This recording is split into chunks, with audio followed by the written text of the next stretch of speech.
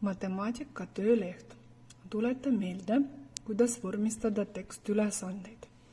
Vaatame. Ülesanne number 4. Loeme. Emili tahab joonistada 10 jõulukaarti. Ta on juba joonistanud 7. Mitu kaarti on veel joonistamata? Joonistamata tähendab ei ole joonistatud. Joonista palun siia skeemi. Veel kord loeme. Emili tahab joonistada 10 jõulukaarti. Sa joonistad skeemi, kus on 10 jõulukaarti. Mina joonistasin 10 ristkülikut. Edasi loeme.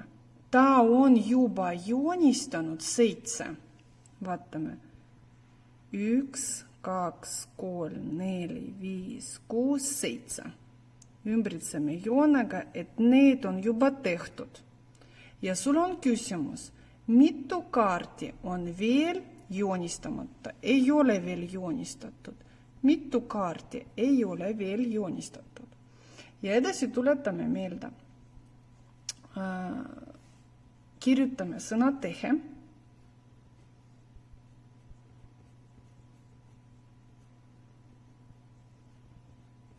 Ja sina mõtled, mis teie süüa tuleb. Sa mõtled, mis meil on antud. 10 peab olema, ta joonistas ainult 7. Kuidas sa saad teada, mitu veel on vaja joonistada? Ja sul tuleb välja siin mingisugune vastus. Kuidas me kirjutame, vormistame vastuse? Me vaatame küsimust. Küsimus alati algab sõnaga mitu. Mitu kaarti on veel joonistamata? Sõna mitu me ei kasuta vastuses. Selle asemele tuleb see arv, mis tuli välja tehtes. Sa alustad vastust selle arvuga, tuleb siia see arv ja edasi kirjutame küsimusest kõik rohelise joonega alla joonitud sõnad siia vastusesse ja lõppu paneme punkti.